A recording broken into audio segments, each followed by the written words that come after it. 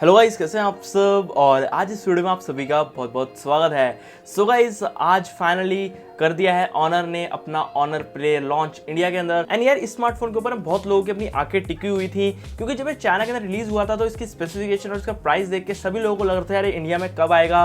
और फाइनली यार ये ऑनर ने इंडिया में लॉन्च कर दिया है। तो यार ये फोन सच में नोकिया का भी बाप निकला, और मैं बोलूँ तो एक वर्ड में Xiaomi का भी बाप निकला, क्योंकि इसके अंदर जो आपको प्रोसेसर मिल रहा है, जो इसके अंदर टेक्नोलॉजी मिल रही है, वो आपको इस प्राइस के अंदर कोई अदर ब्रांड नहीं दे रही, जो कि बहुत ही इंटरेस्टिंग बात है। तो यार स्टार्ट करूँ इस फोन के एक ओवरव्यू से, तो आपको सामने की तरफ में देखने को मिलेगी एक 6.3 इंचेस की फुल HD+ डिस्प्ले, जो कि आपको एक अच्छा खासा व्यूइंग एंगल दे देती है। एंड यहाँ पे आपको जो रेजोल्यूशन मिलता है वो है 2340x1080 का, तो रेजोल्यूशन वाइज सब कुछ सेम है। एंड यहाँ पे एक चीज़ और करी है कि आपको अगर आप डिस्प्ले सेक्शन के अंदर जाते हैं सेटिंग्स के अंदर, तो आप यहाँ पे जो है रेजोल्यूशन चेंज कर सकते हैं अपने हाथों से, चाहे आपको फिर वो थोड़ा कम रेजोल्यूशन चाहिए या फिर आपको फुल इंटेंसिटी वाला रेजोल्यूशन चाहिए। क्योंकि गाइस इधर जो है ना फ़ोन की थोड़ी बैटरी है ना वो कम है, तो इसलिए कोप अप करने के लिए उन्होंने रेजोल्यूशन को जो है थोड़ा इस तरीके से आपको दे दिया है आपके हाथ में मैनुअली, तो आप उस तरीके से एडजस्ट कर सकते हैं। लेकिन अगर आप लोग बीस्ट हैं तो यार इसको फुल में रखिए, दिक्कत क्या है, अपने पास पावर बैंक तो है ही। तो यार इस फोन के ऊपर जो बज मची हुई है वो सिंपल एक चीज के ऊपर है, वो है सर Kirin का 970 AI प्रोसेसर। AI मतलब आपको पता ही है, आर्टिफिशियल इंटेलिजेंस। तो जो 970 प्रोसेसर है यार वो फ्लैगशिप लेवल का प्रोसेसर है। जैसे कि आप लोगों ने देखा होगा, अभी Huawei ने अपना एक फोन लॉन्च करता जो कि था 60,000 का, वो था P20 Pro। तो जो प्रोसेसर उस फोन में लगा था जो कि था Kirin 970, वही सेम प्रोसेसर ऑनर प्ले के अंदर लगा है, जो कि सिर्फ और सिर्फ 20,000 रुपए में आपको मिल जाता है। तो यार ये तो बिल्कुल विन विन वाली बात हो गई, और हर तरफ से आपको चांदी और सोना मिल रहा है, चांदी सोना मिल रहा है। तो इस फोन के अंदर यार ये चीज मेरे को सबसे बढ़िया लगी। साथ ही ऑनर ने इसके अंदर पहली बार एक नई टेक्नोलॉजी अपनी इंप्लीमेंट कर दी है, जो कि है GPU टर्बो। तो यार जो GPU टर्बो है ना वो बहुत ही अच्छी मेरे को टेक्नोलॉजी लगी, जो कि इसके अंदर इंप्लीमेंट करी गई है। तो वैसे जो यार आपको इसके अंदर GPU मिल रहा है वो है माली का G72 MP12 GPU, जो कि पहला स्मार्टफोन है इस टर्बो बूस्ट के साथ। एंड यार इसका जो मैं आपको अगर सिंपल वर्ड में समझाऊं ना, तो जो प्रोसेसिंग पावर होती है ना GPU की, जो GPU टर्बो टेक्नोलॉजी है ना वो बूस्ट कर देती है 60% ज़्यादा।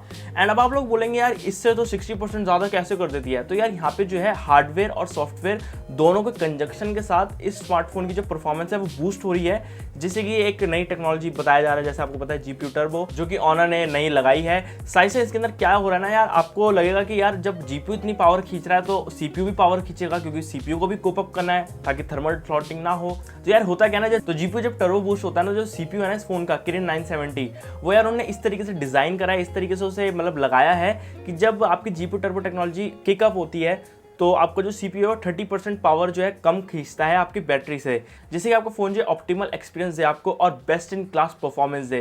तो यार ये टेक्नोलॉजी बहुत ही ज़्यादा मेरे को अमेजिंग लगी। एंड सच बात है ये कि इसके अंदर अभी जो है out of the box PUBG के साथ कंपैटिबल है ये GPU टर्बो। तो आप लोग अगर PUBG खेलना बहुत पसंद करते हैं तो यार ये फ़ोन 20,000 रुपये के अंदर सबसे बेस्ट है, क्योंकि अल्ट्रा HD हाई ग्राफिक्स सब कुछ इसमें मक्खन चलने वाले हैं, आपको कोई दिक्कत नहीं आने वाली।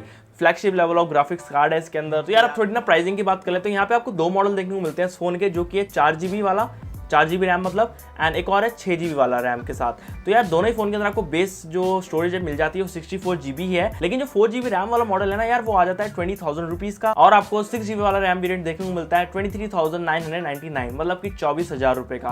तो यार आपको 4,000 रुपये ज़्यादा पे करने पड़े हैं सिर्फ और सिर्फ 2GB की ज़्यादा एक्स्ट्रा रैम के। तो यार मेरे हिसाब से वो ऑप्टिमल नहीं है, लेकिन अगर आप लोग 20,000 वाला वेरियंट लेते हैं इसका तो बेस्ट है, आप लोग वो ले लीजिए, उसमें आपको कोई दिक्कत नहीं आने वाली। तो यार सभी लोगों को अब लग रहा होगा डिजाइन तो यार बिल्कुल नॉच वाला है तो हमें पसंद नहीं, लेकिन यार नॉच के साथ ना ये डिजाइन जो है ना बहुत ही ज्यादा फैंटास्टिक लग रहा है। और अगर आप लोग इसे OnePlus 6 से देखोगे तो यार OnePlus 6 से बहुत ज्यादा सिमिलर लग रहा है। साथ जितने भी आजकल नए स्मार्टफोन आ रहे हैं उन सभी से बहुत ज्यादा सिमिलर लग रहा है। तो मैं तो यार कहूंगा ये बेस्ट स्मार्टफोन है। और साथ यहाँ पे आपको सॉफ्टवेयर ऑप्टिमाइजेशन मिल जाती है नॉच को हटाना की और नॉच को लगाने की, तो आप उस हिसाब से अपने फोन को जो एडजस्ट कर सकते हैं उस हिसाब से। एंड साथ यहाँ पे जो आपको डिस्प्ले मिलती है गाइस, उसके ऊपर जो ग्लास है वो 2.5D कर्व ग्लास है, तो यहाँ पे आपको सॉफ्ट कॉर्नर्स मिलेंगे, जिससे कि जब आप अपना फोन यूज कर रहे होंगे तो आपको कोई शार्प एजेस नहीं लगेंगी।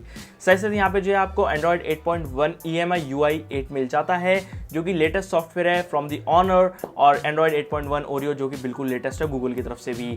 तो यार दोनों ही तरफ से आपको यहाँ पे मिठाइयाँ मिल रही हैं, गोलगप्पे मिल रहे हैं, जो कुछ मिलना है मिल लो, क्योंकि भाई सस्ते में 20,000 रुपये में इससे बढ़िया फ़ोन नहीं मिलेगा।